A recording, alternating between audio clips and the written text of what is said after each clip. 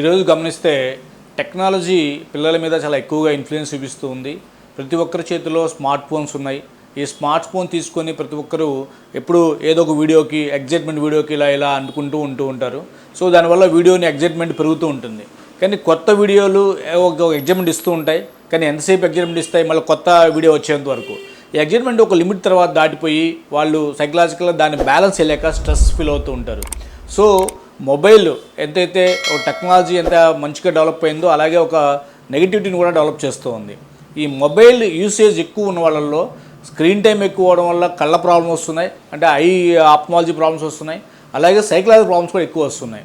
మరీ పర్టికులర్గా చిన్నపిల్లలు యూత్ల్లో ఎక్కువ టైం స్క్రీన్ టైం వాళ్ళు స్పెండ్ చేయడం వల్ల ల్యాక్ ఆఫ్ ఫోకస్ ఒకటి, అలాగే స్ట్రెస్. ఈ స్ట్రెస్ వల్ల నిద్ర లెవెల్ తక్కువైపోయింది. ఎక్కువ టైం స్క్రీన్లో ఉండడం వల్ల నిద్ర తక్కువైపోయింది. మరీ పర్టికులర్గా ఫిజికల్ యాక్టివిటీ అసలు పూర్తిగా పోయింది. పిల్లలు ఒకప్పుడు బయటకు వెళ్ళి ఆడుకునేవాళ్ళు, ఫిజికల్గా స్ట్రెంగ్త్ని గెయిన్ చేసేవారు, చక్కగా చదువుకునేవారు, ఫోకస్గా ఉండేవారు, టైం నిద్రపోయేవారు, అంతా ఒక ప్రాపర్ మేనర్లో ఉండేది.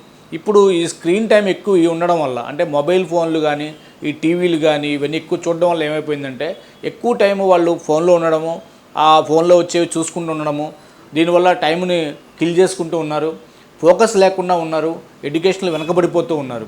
మనం చాలామంది ఈ పర్టికులర్గా ఎడ్యుకేషన్లో ఉన్న పిల్లలు, బీటెక్ చదివే పిల్లలు, చిన్న పిల్లలు, 10th క్లాస్ పిల్లలు అంతా వస్తూ ఉన్నారు. వీళ్ళు ఒక టైప్ ఆఫ్ ఫియర్కి గురవుతూ ఉన్నారు.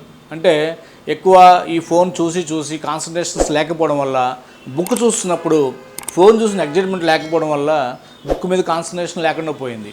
దానివల్ల వాళ్ళు ఏం చదువుతున్నారు ఏమో అర్థం కావట్లేదు. అవి తీసుకొని మన సబ్జెక్ట్ తీసుకొని దాన్ని వాళ్ళ స్టైల్లోకి దాన్ని కన్వర్ట్ చేసి ఎగ్జామ్ రాయడంలో వాళ్ళు ఫెయిల్ అవుతున్నారు. అందువల్ల మార్కులు అయితే వస్తున్నాయి కానీ ఎంతవరకు సబ్జెక్ట్ వచ్చిందో అర్థం కావట్లేదు. సో ఎక్కువ మంది టెక్నాలజీని ఓన్లీ ప్రాపర్ దీనికి ఉపయోగించుకోవాలి తప్ప ఎక్కడా కూడా నెగిటివ్ ఉపయోగించుకోకూడదు. అలాగే లేనిపోని ఇన్ఫర్మేషన్స్, అనవసరపు అబద్ధాలతోటి అంతా టెక్నాలజీ నిండిపోయింది ఈ రోజున. సోషల్ మీడియా అంతా కూడా ఈ ఫేస్బుక్స్, యూట్యూబ్స్ ఇవన్నీ కూడాను నిజాల కన్నా కూడా, అంటే ఫ్యాక్ట్స్ కన్నా కూడా అబద్ధాలు ఎక్కువ ఉంటాయి వాటిలో. ఈ పర్టికులర్ పిల్లలు, ఈ స్టూడెంట్స్ ఇవే నిజమని నమ్ముతూ ఉంటారు. దాన్ని వాళ్ళు ఎక్కువ ప్రాపగాండా చేస్తూ ఉంటారు. అవన్నీ తప్పు అని మనం చాలామంది వాళ్ళకి చెప్పాల్సిన అవసరం ఎంతైనా ఉంది. సో టెక్నాలజీని ప్రాపర్ ఛానల్లో ఉపయోగించుకోవాలి, స్ట్రెస్ని తగ్గించుకోవాలి. స్ట్రెస్ తగ్గాలి అంటే ఫిజికల్ యాక్టివిటీ ఇంప్రూవ్ చేసుకోవాలి, అలాగే షెడ్యూల్ చేసుకోవాలి. ఎక్కువ టైంని మనం చదువుకోవడంలో ఉపయోగించుకోవాలి.